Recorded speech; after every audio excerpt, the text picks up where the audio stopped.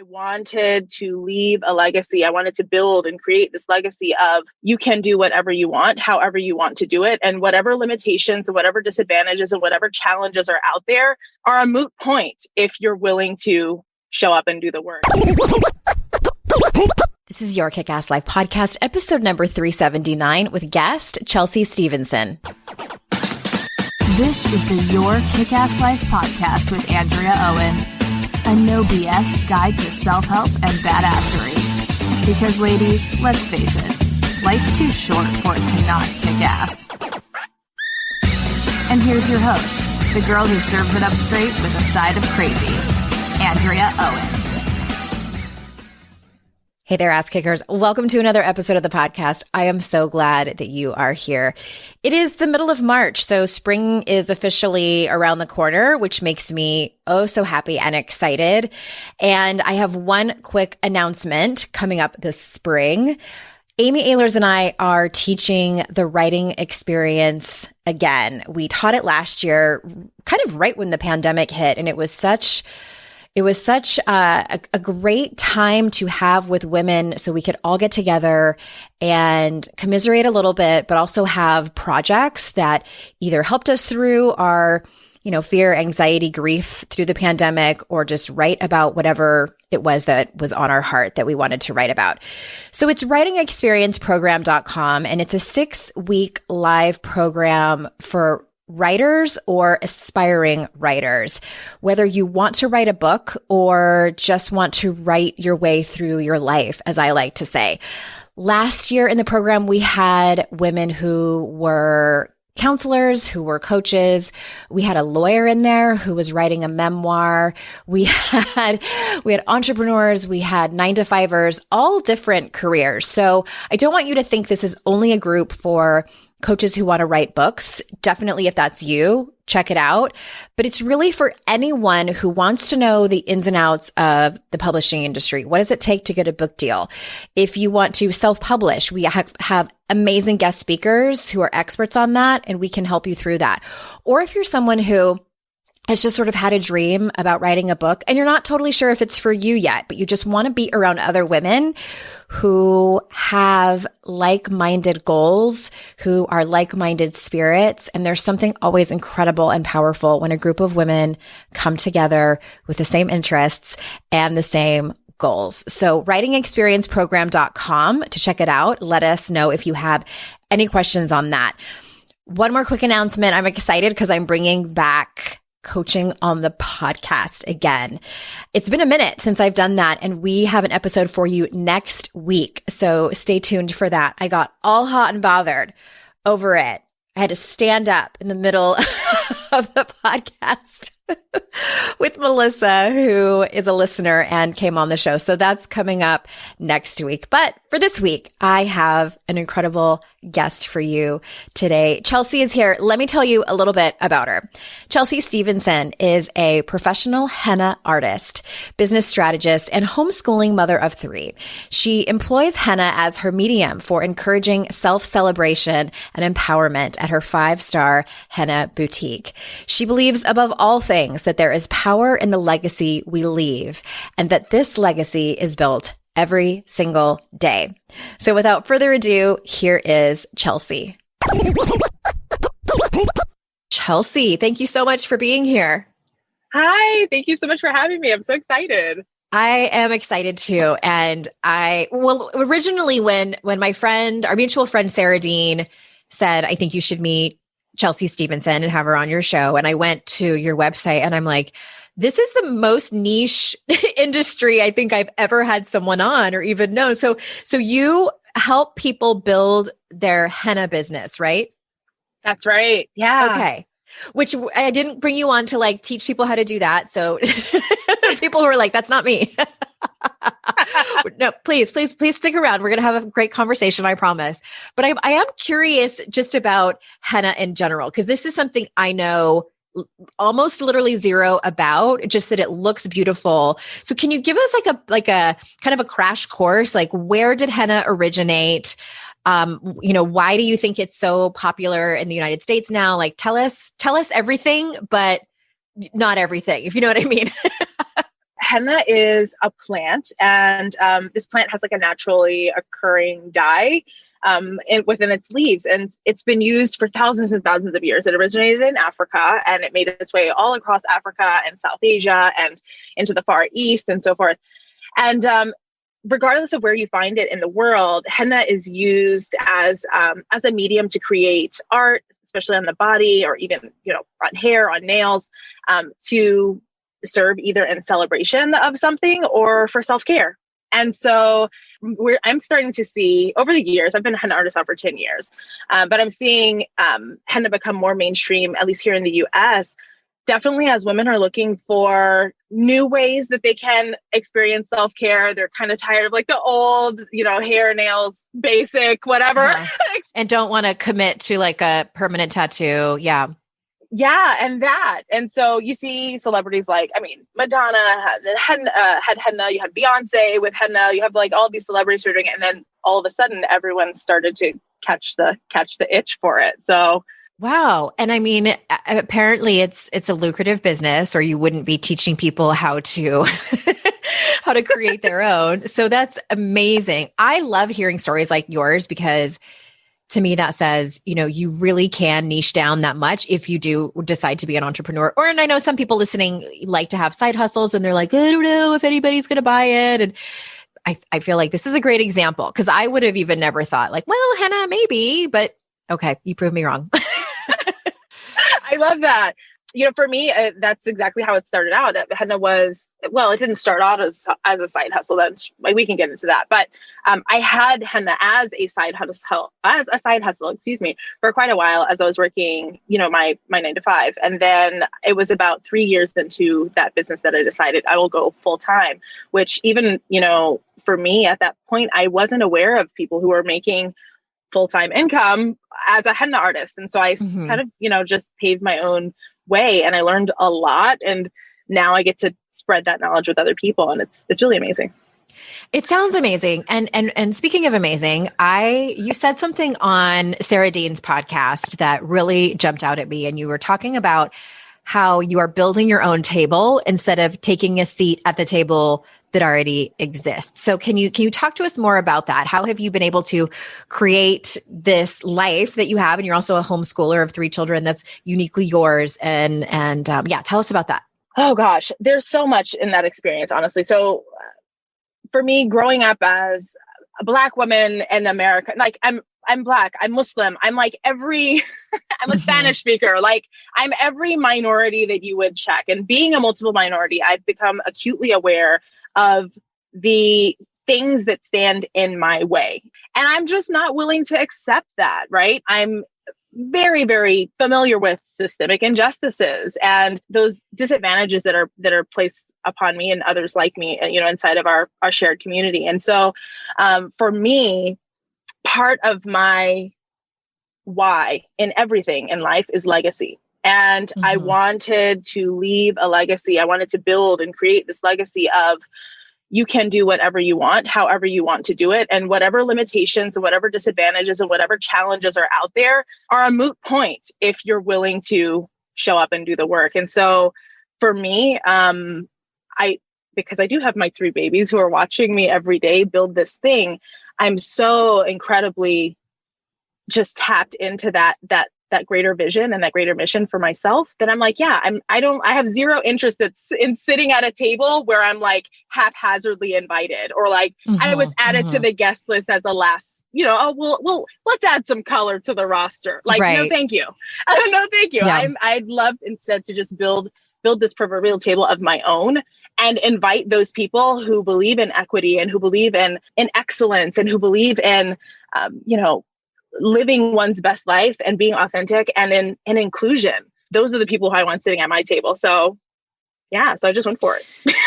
I love that. And I'm simultaneously, it makes me curious because, and I don't know how to even ask this or broach the subject. So I'm just going to stumble my way through it. There's a part of me that loves when you're saying you can do anything you want and, go after it. And I forget what exactly you said. I was trying to pay attention to every word about there's obstacles in the way and just go after it. Like that's me too. Like, I'm like, get it, girl.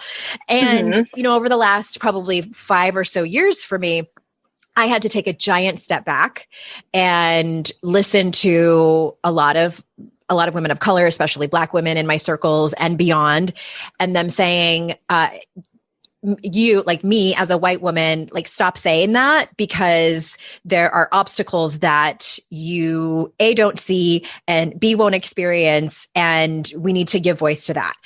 Mm-hmm. And so I'm curious, A, maybe just like what comes up for you as I say that. And, I'll just say one more thing. I think that where I've landed with it in 2021, as we're having this conversation and continuing to do the work, I still am like, get it, girl, and acknowledge that getting it is sometimes easier for some people than it is for others. 100%. Okay. Yeah, 100%.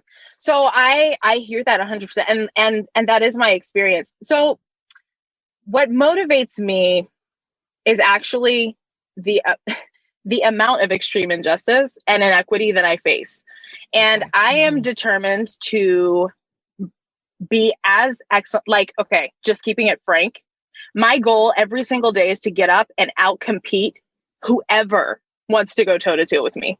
Mm-hmm. And I will do that on any platform, and I will do that in any way, whether that's showing up in how I educate my children, to how I run my business, to how I serve my clients, to how I teach my students. Like, when you see me, I want it to be incredibly clear that I am here to compete. And the reason for, and it's not competition in like that, like gross, it's Step not on about people that. on your way to the finish line. Yeah. It's not that at all. What it is I recognize that as a Black woman who's in business for myself, statistically speaking, I'm still going to make 17 cents on the dollar for every white female entrepreneur. Mm-hmm. That is unacceptable to me. Unacceptable. And so, right. And so for me, it's like, because I'm aware of that from the numbers perspective, like the data perspective, but I'm also very much aware of that every time I go to a meeting with someone. I remember when I was looking to rent my, looking for a space for my henna boutique, for my brick and mortar. And when it was very clear to me when people stopped paying me any mind. And that was either when they saw me or when I expressed to them what my business was. And on both of those fronts, people stopped returning calls. Like, I'm very, very tapped into what the challenges are.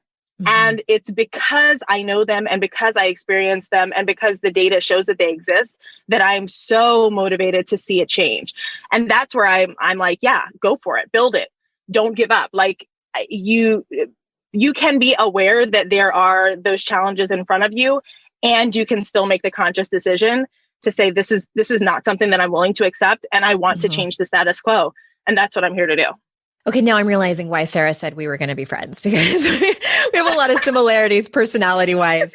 And I know that that's not, I just want to acknowledge that that's not everyone's personality, like to have that inherent competitive nature. And I always tell people, like, you have got to find what motivates you. And for some people like you and I, it's like that fierce competition in us.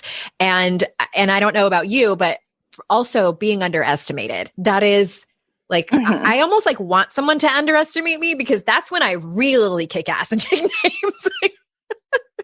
Try me. But, I think people have to find whatever motivates them. And I've experienced that to a lesser degree, probably, than you have, but definitely. And that's what motivates me too, to raise up the voices of marginalized groups, because I know what it feels like to be an oppressed group just as a woman. And, to have it be even more so, I'm like, oh, hell no. Like, we need to change this. And so thank you for being candid about that. And I'm so glad that it can be both. And I also want to touch on legacy, because you mentioned that. And before I ask you the question, I want to give you a moment to speak, because I just talked a lot. And like, did you want to respond to that at all? Or can we move on to legacy? Oh no, let's go. Let's go. Let's do it. Yeah.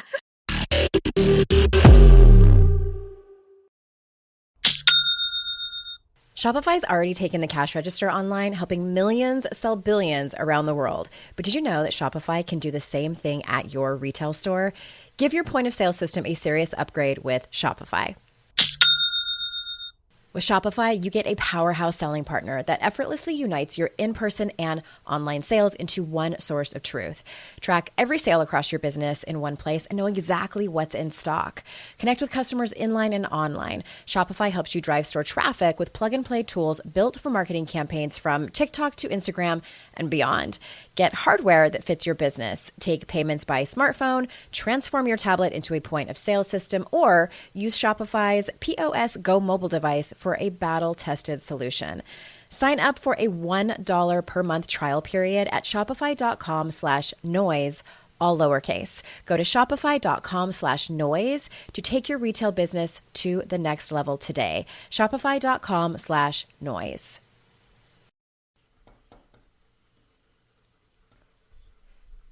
Fast forward to the end of 2024 and think about your goals. What can you do right now to give yourself the best chance of succeeding? If you want to learn a new language, you absolutely should get Babbel.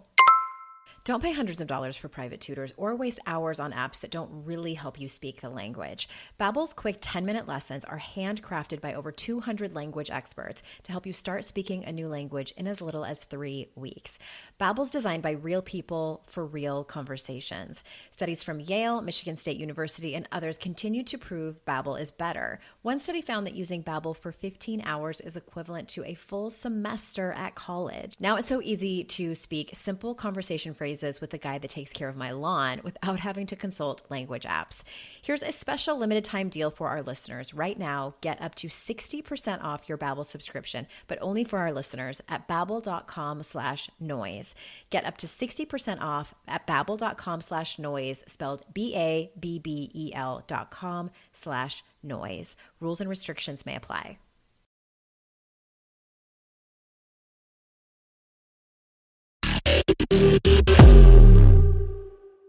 Well, and I love that you believe in the power in the legacy that we leave, if I heard you correctly. And so tell us more about what legacy means to you and why it's so important to you. Oh, absolutely. So legacy for me is leaving the world better than we found it, right? That is being successful in whatever that looks like to you, because that's very, very subjective and very personal. But being successful, and within that success, bringing other people along with you. For me, I think about legacy in the context of, the example that I leave for my children, how I prepare them to engage with the world, how I prepare them to serve the world as well. And, in my clients and in my students, that looks more like, creating spaces within which they can feel empowered, or they can identify their own empowerment. And I want to take a second here and just pause and say, I use those words specifically. Oftentimes you'll hear people say things like, I empower women too. And I have a bone to pick with that. Like, I don't believe that we empower anyone to do anything. They must empower themselves. And as leaders, our job is to create the container, or the framework, or the spaces within which they can feel comfortable to lean into that power. Right. So for me, legacy is, creating those spaces and providing the resources and providing the support for those clients, or for those students, or for whoever it is that I'm working with at the time, to lean into their own self-empowerment. And so when we part ways, for them to go away knowing that Chelsea did something for them, and Chelsea touched their life, Chelsea left this sort of impact on them that will not be forgotten, whatever that looks like. I absolutely love that. I love that you have taken the time to really parse out, because I agree with you. It's not just semantics, like the whole, and I've used it too before. And I always tell my clients, like, my goal is so that you're very, hopefully sooner rather than later, you're not going to need me anymore. That I'm going to teach you the tools that I know, and you're going to use them so that you can be empowered, feel empowered, empower yourself, to hopefully that there's the ripple effect, and it matters. Words matter. And I absolutely love that. Thanks for sharing it. And maybe I'm reaching, but does henna and legacy, are those connected, or are they separate? I mean, yes and no, right? So on the yes, sure. In that, henna is an ancestral art. Henna is an art that has a very long standing in West Africa. For me, being someone who's a descendant of enslaved people, it's very close to my heart, knowing that I've reclaimed this art form that my ancestors would have used, that my ancestors did use, that my ancestors, those who also come from those same lineages, but happen to be on another continent still, they are using today, right? And it's something that, as someone who comes from enslaved people, where that legacy, that treasure of self-care and of celebration was literally lost in the Middle Passage, it feels very empowering for me to be able to take this art form and not only share it with my clients and leave them, the majority of my clients are also African-American women. So we're dealing with, I've now reclaimed it and we're using it again within our community. And that feels really good. And then, of course, to be able to take that craft and monetize it as well, like that's super empowering when you think about just the financial impact. But beyond that, for me, henna is truly, it's just the means to the end. Henna is the medium through which I'm having conversations, whether that's over the table as I'm creating designs for my clients at the Henna Boutique, or whether that's me in group coaching with my students, explaining to them how they can build their businesses.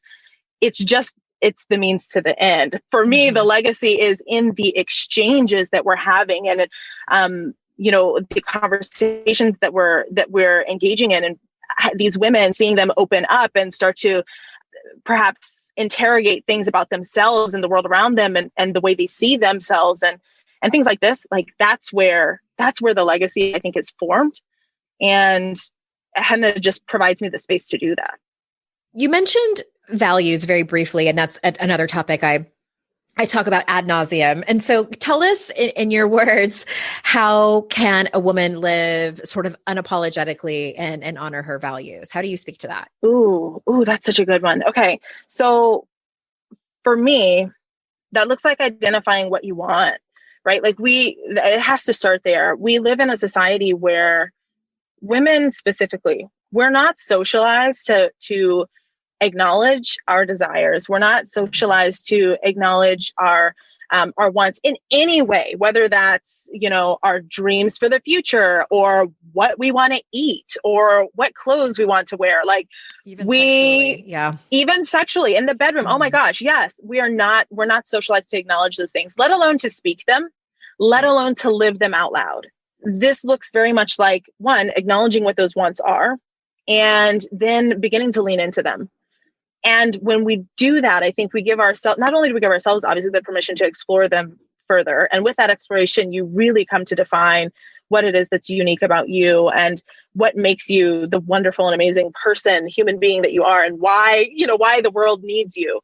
But it also makes space for the people around you who are witnessing that sort of development to do the same for themselves. And so it really is a ripple effect. And even there, you see legacy start to come into play, right?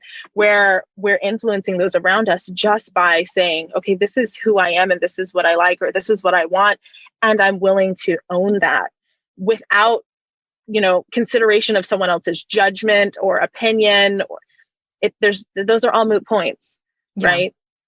So hopefully the ripple effect is positive. Hopefully so. It isn't always. So.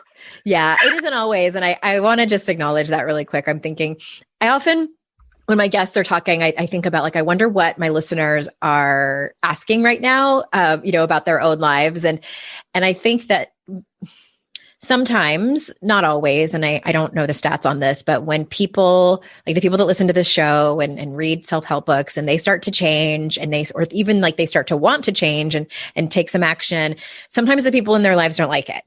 And I just want to acknowledge that that's difficult for people. And I understand it's happened to me before as well. I've gotten pushback from people. Boundaries have been pushed and crossed, and it can be difficult. But the upside is that, there's going to be people who see what you're going through and really like it and want to hear more. And it's just, I've come to the realization where you have to give people the dignity of their own process and their own life's journey. And sometimes it's not up to us. I think more often than not, it's not up to us. And change can't really be prescribed. It has to be. Anyway, I went off on a little bit of a tangent there in case anybody was wondering about that. I am with that 100%, and that is just it, right? All of our decisions, right? All of our decisions, all of the actions that we take and the words that we say, they're all powerful. And we have to own that, right? So whether you are, what for me, when I think about leaning into one's desires, of course, and when you think about the ripple effect, to that end, even more, like we also must be responsible for the things that we say and the actions that we take and how they impact the world around us. For me, I also, I like to be, while I'm cognizant of the impact that I'm making on the world around me, right? Obviously, I want the effects of my actions to be positive. I also like to remind myself that I am not responsible to anyone else's story, right? I'm responsible to my own story. And so long as I show up in the world with dignity and with respect to others and respect towards myself, and you mentioned boundaries, which I love. For me, even just this week, I was sharing with my students, I'm like, boundaries for me, I like to define these as like, boundary is the space in which I can love you and still respect me. When I think about, that ripple effect, I don't know, what I'm pointing to here is ownership, right? Is ownership, and autonomy, and understanding that each of us has to be responsible for our own, and we have to, our own actions and our own impacts, and also allow that same grace to others, that they have to have agency of their own processes. Yeah. So I agree with you. Yes. I love this conversation, and it's an important one. And I'm curious. I'm kind of like going backwards here. I was going to ask you this in the beginning, but I got excited asking about henna. But I'm curious. So you came into, like, you started your career in social work. Isn't that correct? Yes. Can you tell us about that a little bit? Like, how does one go from being a social worker to being a henna artist to then helping people build henna businesses? Yeah. Oh, so it was a wild ride. As it usually is when people change careers. Yeah. Oh my gosh. Definitely like not the road less traveled, they say. No, I was everywhere. No, so I did my background is in social work. I've worked both in the nonprofit and in the government sides. So I've got both perspectives. When I first started my business, I was working in the nonprofit sector, and in the field, my specialty was working with those who were families and individuals who were dealing with domestic violence or sexual assault. So I had just relocated from the DMV area. I was living in Virginia at the time, to Nebraska, where I started working with this nonprofit agency. And at that time I was a single parent. It was just myself and my son, who was around just a little over a year old at the time. And the nonprofit that I was working with lost a grant. And that grant obviously would have been what allowed for them to employ me. And I was the most recent hire on the team. So we already know what happens there.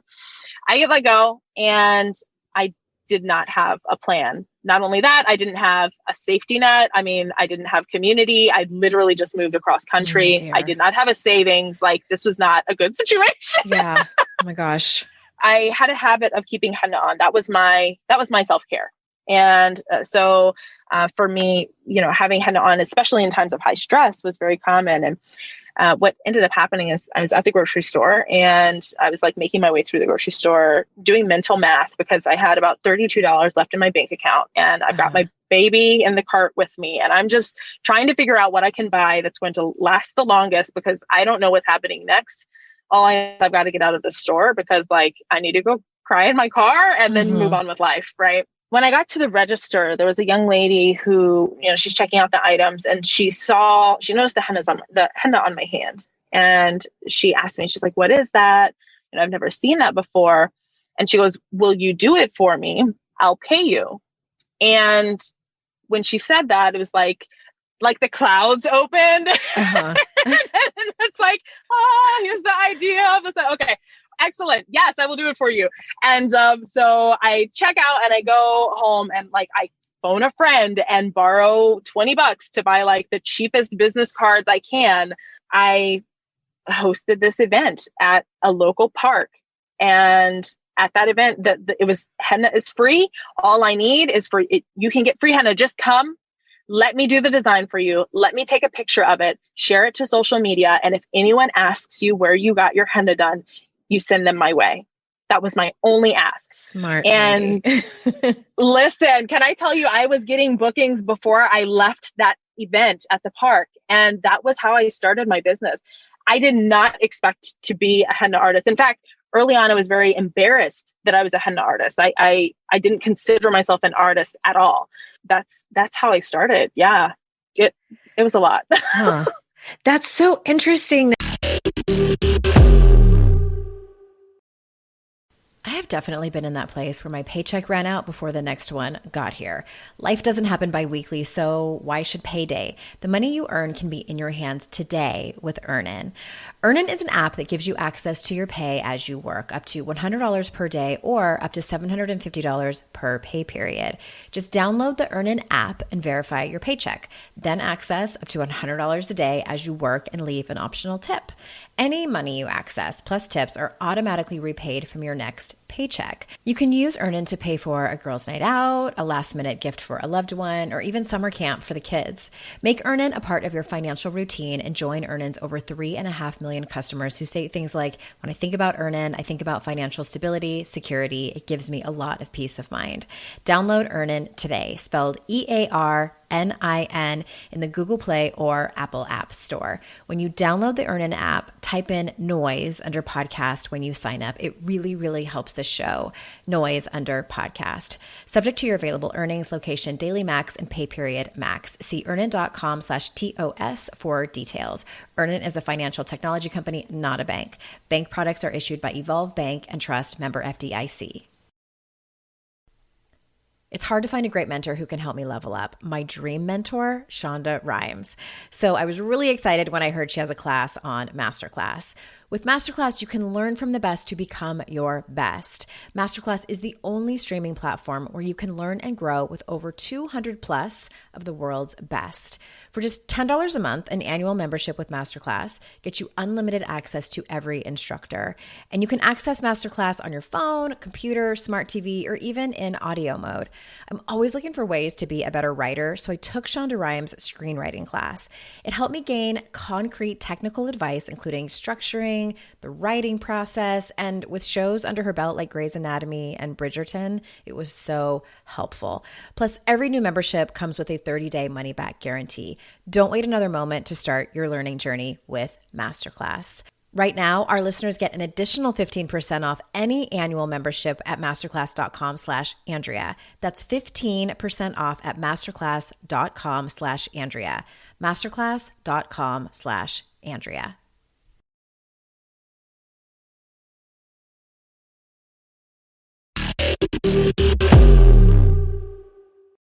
Do you think that was, I mean, I don't know how happy you were at your social work job, but do you think that was sort of some kind of divine spiritual intervention that happened? Or was it just a coincidence, like random coincidence?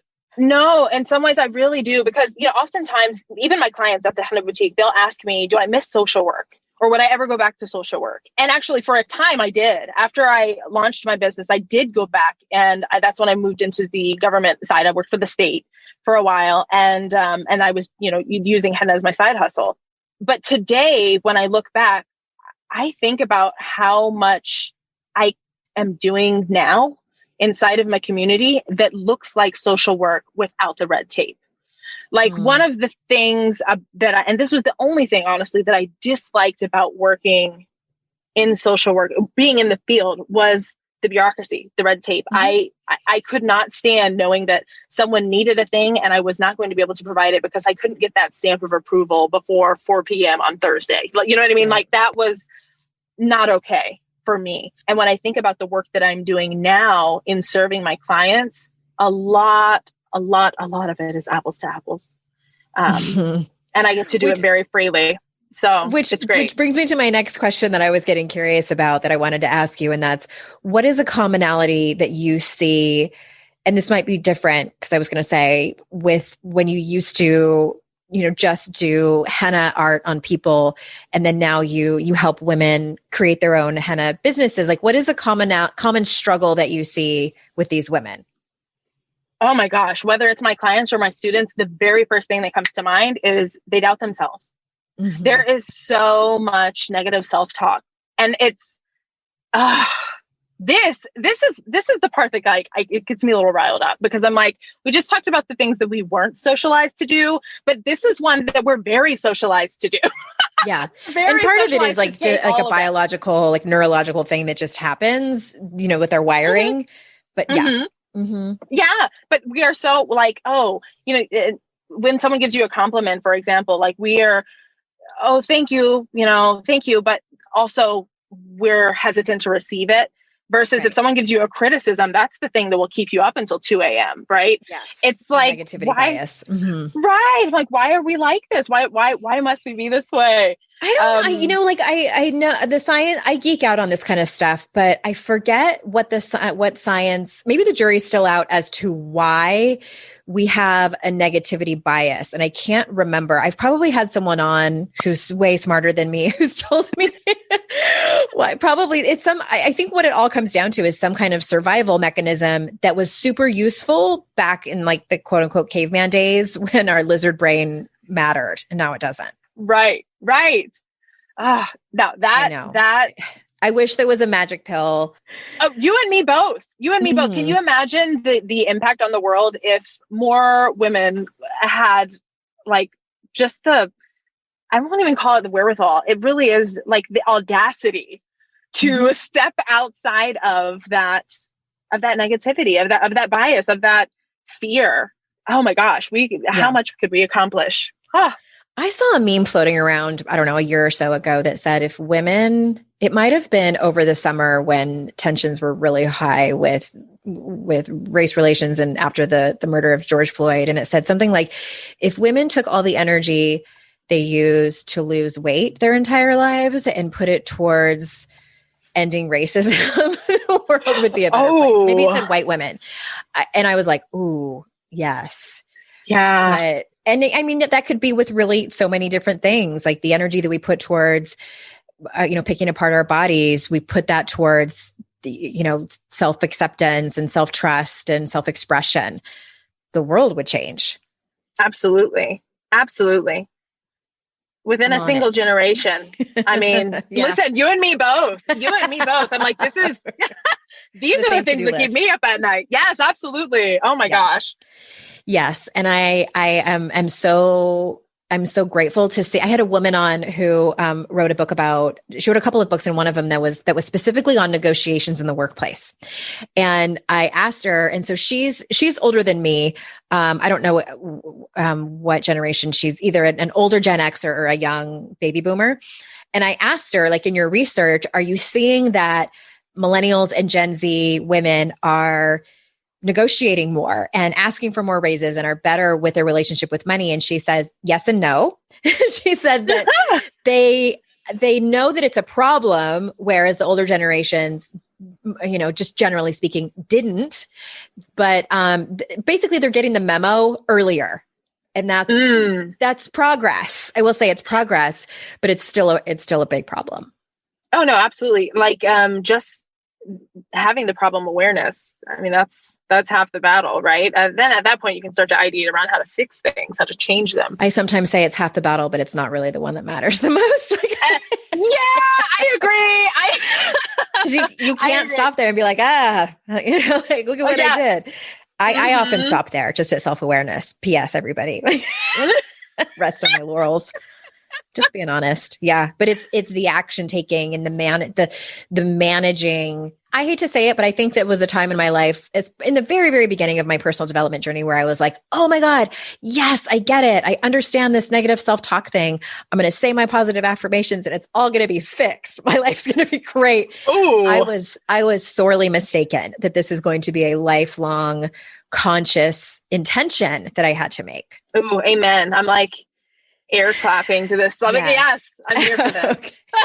Well, I wanted just to ask you one more question before we close it down here. And that's, can you tell us maybe some steps a woman can take to learn to stand in her authority and position herself as, whether she wants to be an artist or a change maker or, an expert on something or whatever it is that she wishes in the world? First things first, own your shit. Like, own it. If that's what you want to do, own it. We can't, how ridiculous would it be for me to go out into the world and be like, oh yeah, I'm kind of an artist. Like I'm a little bit of an artist, or maybe I'm not an artist at all. Right. No, own it. So whether you're wanting to get the next promotion or you want to, be the expert or you want to homeschool your children, like whatever that is, own it. Then for me, I like to approach this kind of in the same way that I approach most things in business, right? I have a framework around this. And the first step is mastery. So become the master of your craft or the master of your skill set, and understanding, of course, that you can never know everything about anything. That's just not possible. Mm-hmm. However, there's something that's so important about really getting in there and getting granular and dedicating yourself to the continued education and comprehension of your craft or skill set. You want to be X, Y, or Z? Great. Tell me about that. Know the ins and outs. And that's where investment comes in, right? You invest your time or you invest your money or you invest your resources. You find a coach, you find a mentor, you find a podcast, you find whatever it is to help you expand that knowledge. But lean into mastery because that's first. After that, you need to have a strategy. So, if you're wanting to make whatever change to better occupy those shoes, those desired shoes, have a strategy for that. Oftentimes we will dream about doing a thing and then it gets no farther than that. Or we buy the pretty planner, right? And we put all the things down, but then we don't actually take the actions that are going to move us from step A to step B. And I strongly believe that, our actions have to be well aligned with our aspirations. So build a strategy around it. And then the last part is execution. So once you've got that plan in place, once you have that strategy in place, then take the steps. And sometimes that's really scary and that's okay. But if it's not scary or if it feels really easy, then you're still in the realm of that comfort zone and growth never happens there. Inside of that execution, with every action that we take, there's also clarity that we receive. And so with that final pillar, if you will, of moving forward, that's where you really get to see the magic happen. Yeah, that's where you start to also be able to reap the fruits of your labor. I love that you wrap that all up in a pretty bow. I can tell that's not the first time you've said that.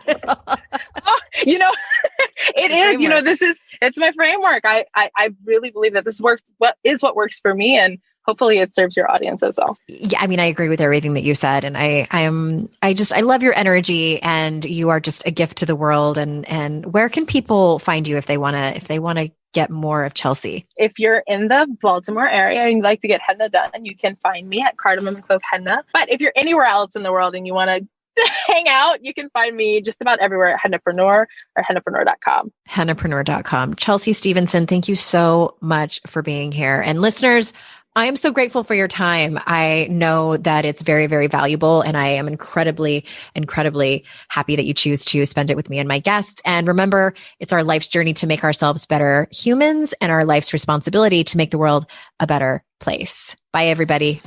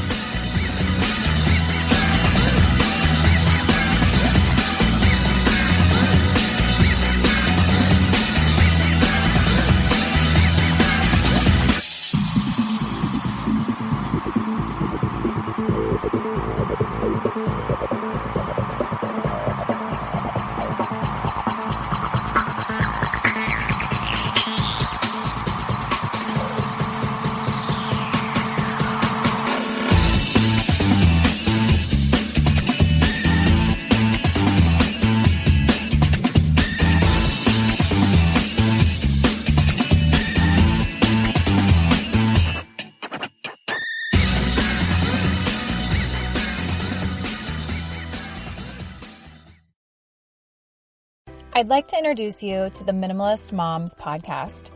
It's hard enough being a mom, and the last thing you need is stress from too much stuff and an overcrowded schedule. For too long, I lived with the mindset that bigger was better, and the more I added to my life, instead of feeling better, I felt overwhelmed. It was time for a radical new mindset. Less is more. I'm not into extremes. I didn't throw everything away. My brand of minimalism is more about adding than subtracting. Get rid of the excess to make room for what you love. In other words, it's about living life with purpose. I hope you'll listen in and my guest and myself can inspire you to think more and do with less. The Minimalist Moms Podcast, available wherever you listen to podcasts.